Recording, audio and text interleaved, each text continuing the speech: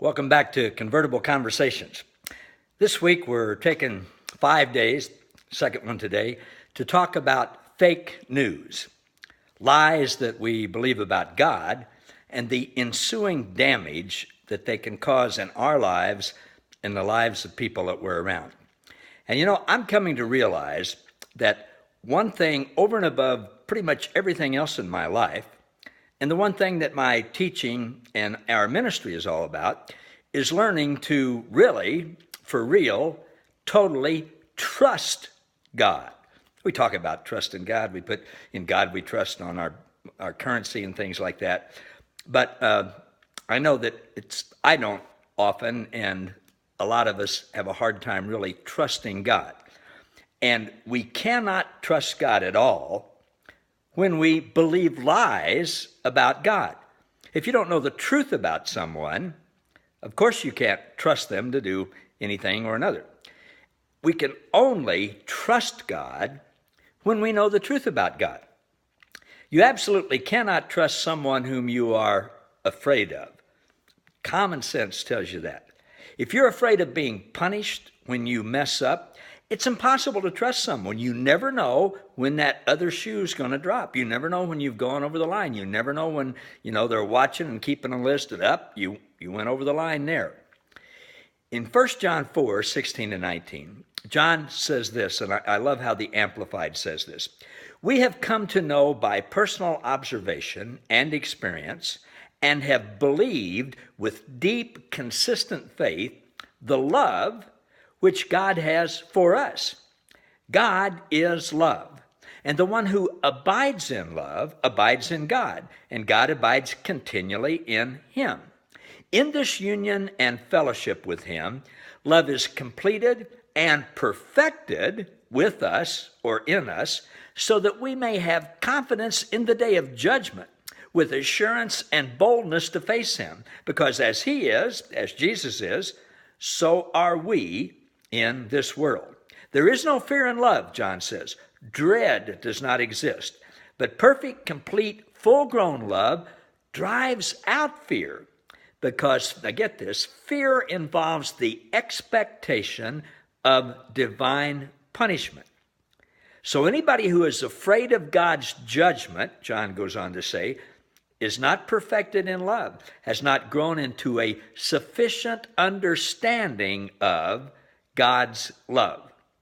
We love because he first loved us. So John is telling us there, very well, I think, in the Amplified Version, other versions are good too, that if we have any fear at all of God, we're just not going to be able to trust him. And trusting him is the whole ballgame. When I was at the University of Kansas 50 years ago, 1967, here in Lawrence where I live, there was one radio station, KLWN, and the owner of that and manager was a man named Arden Booth. And I got to be friends with him, and he asked me when I was 20 years old, 21, to do a show called All That Jazz on the radio station, an hour show once a week.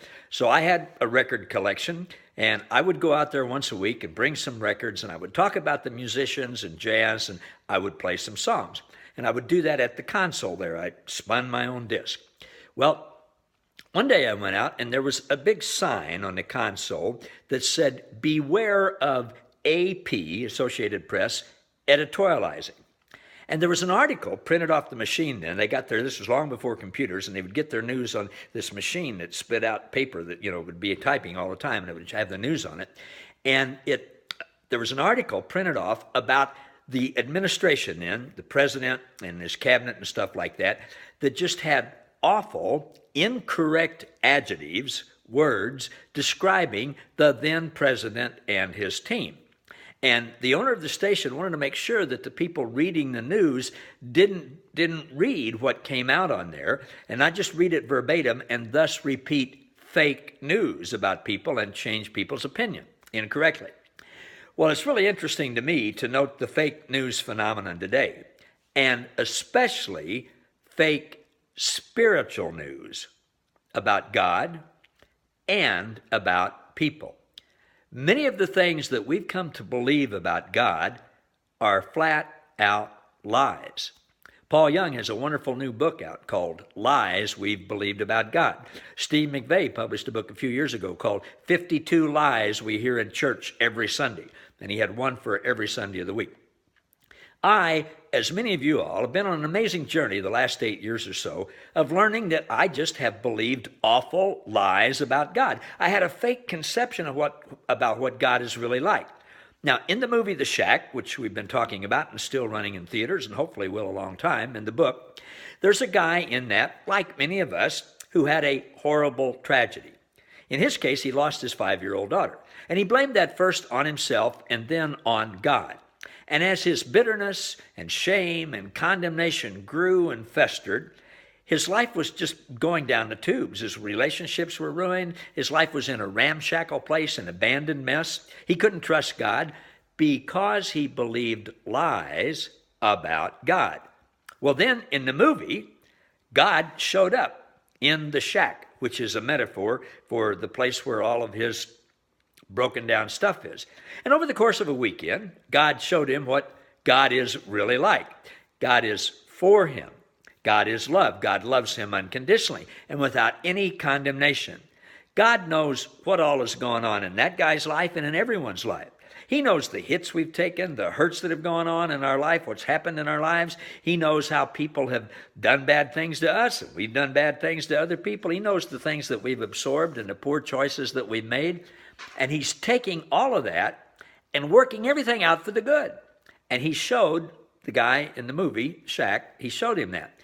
God is with us especially in the worst times of our life, always loving us, always redeeming us, never condemning us, always working things out for the good.